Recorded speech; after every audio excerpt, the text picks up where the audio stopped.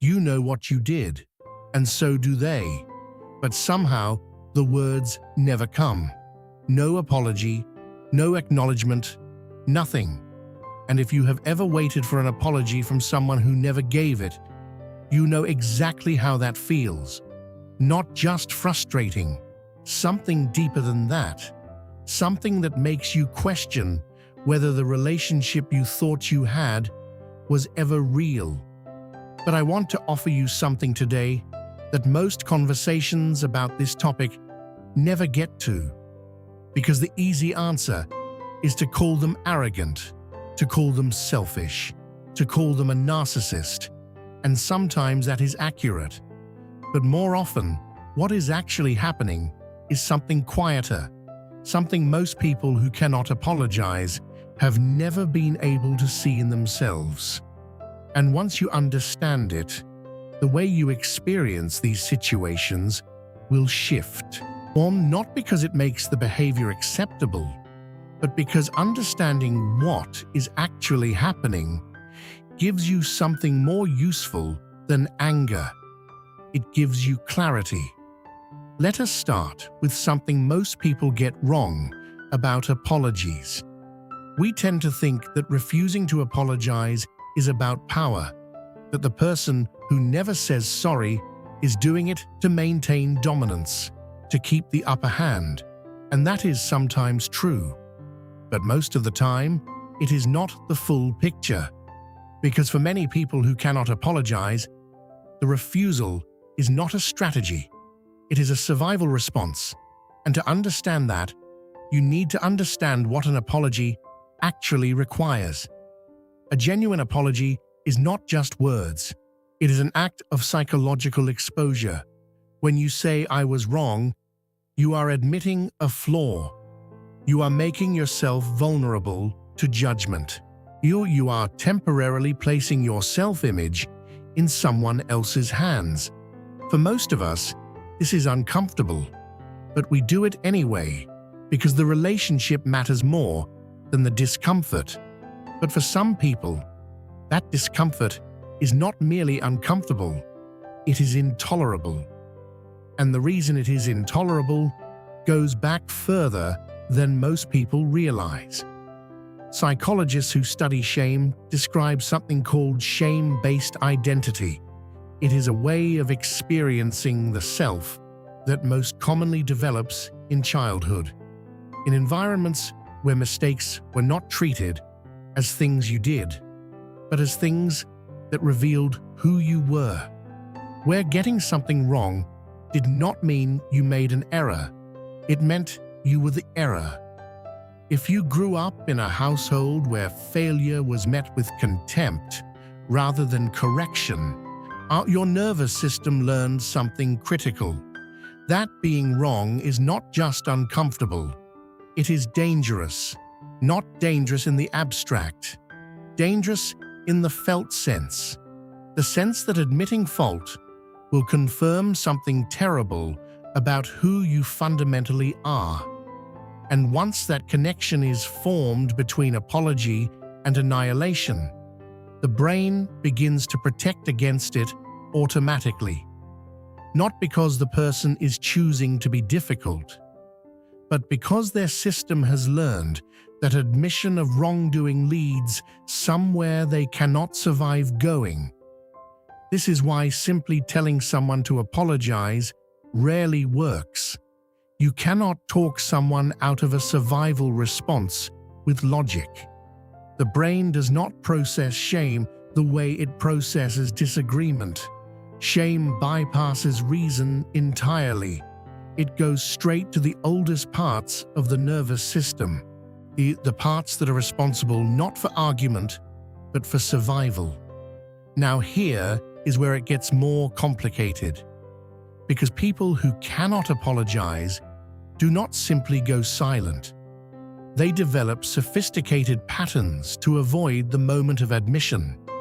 And these patterns are so consistent that once you know them, you will recognize them immediately. The first is deflection. The conversation starts about what they did, and somehow, within minutes, It becomes about what you did, not through logic, through emotional maneuvering. Suddenly, you are defending yourself in a conversation you initiated, and the original issue has disappeared. This is not always a conscious tactic. For many people, it happens automatically. The moment they sense an apology is being asked for, the brain activates its protection system. Moral deflection is the first tool that system reaches for. The second pattern is minimizing. The behavior is acknowledged but shrunk to the point of meaninglessness. I already said sorry. Why do you keep bringing it up? Or the version that is technically an apology but functionally is not. I am sorry you felt that way. Notice what that sentence does. It places the problem in your feelings rather than in their behavior. You are the one with the problem. They are simply acknowledging that you have it. The third pattern is victimhood. The moment real accountability is required, the person who caused harm becomes the one who is suffering. Do you know how hard this is for me? You are always attacking me. I cannot do anything right. This is not manipulation in the calculating sense. For many people, or it is a genuine experience of their own distress. Because the threat of having to admit fault genuinely feels like an attack. Their nervous system is flooded, and the only way to relieve that flood is to reframe themselves as the one being wronged. Here is the thing about all three of these patterns. They all share one root: the inability to hold a negative perception of the self without the whole self collapsing. Psychologists call this low frustration tolerance or self-criticism. The person can tolerate almost any external difficulty, but the internal experience of having done something wrong is unbearable because it does not feel like a mistake. It feels like proof of something they have been afraid of being their entire lives. Now, I want to speak to those of you who are waiting for an apology that has not come. And because this understanding does not mean you have to accept the behavior, it does not mean the hurt you experienced is not real. It does not mean you owe anyone patience they have not earned. But it does offer you something important: the ability to stop waiting for something the other person may be genuinely incapable of giving, not because they do not care about you, but because they do not yet have the internal architecture to do what you are asking.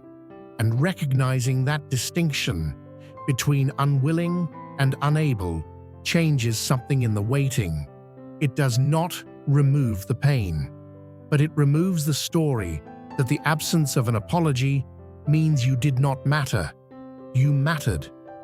Their silence says something about their internal world, not about your value.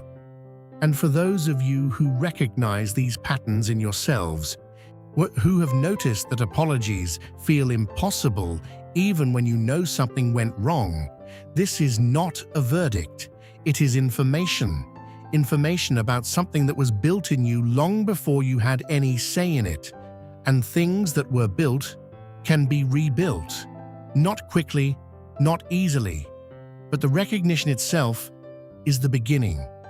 Because the moment you can sit with having been wrong, without it meaning you are fundamentally broken, the apology stops being a threat, and it becomes what it was always meant to be: a bridge back to connection.